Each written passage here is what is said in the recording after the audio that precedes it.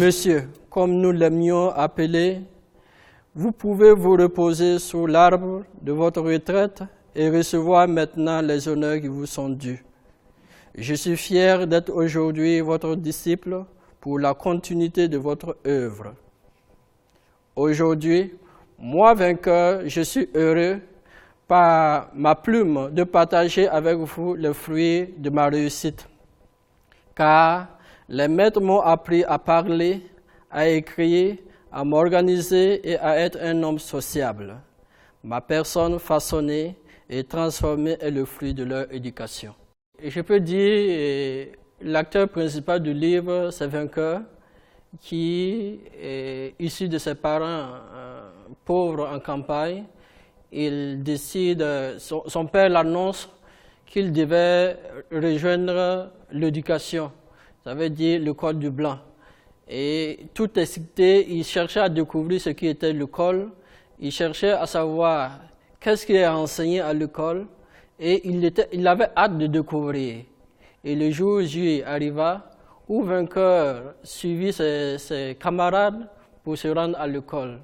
Là, dès le premier jour de l'école, il découvre un maître très méthodique qui organise sa classe avec précision et qui lui donne une séduction pour une réussite meilleure.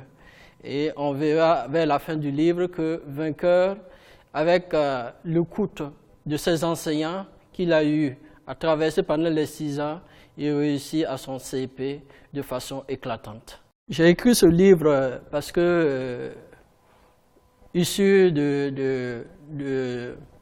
d'un environnement un peu pauvre, et il y a des situations où des enfants vivent dans la pauvreté et l'accès à l'éducation n'est pas possible.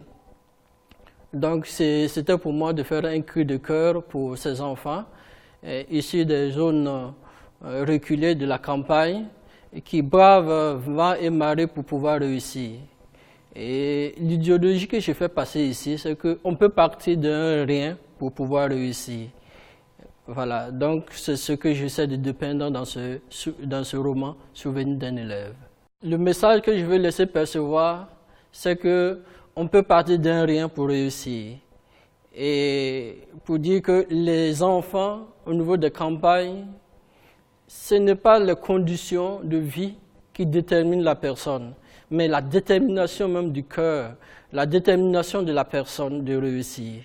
La réussite est d'abord une décision que l'homme prend pour pouvoir, en fin de compte, réussir.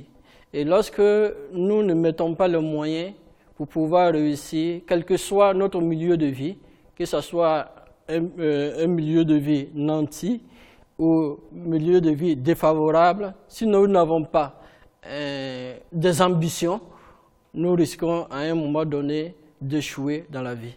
J'ai un ouvrage en vue.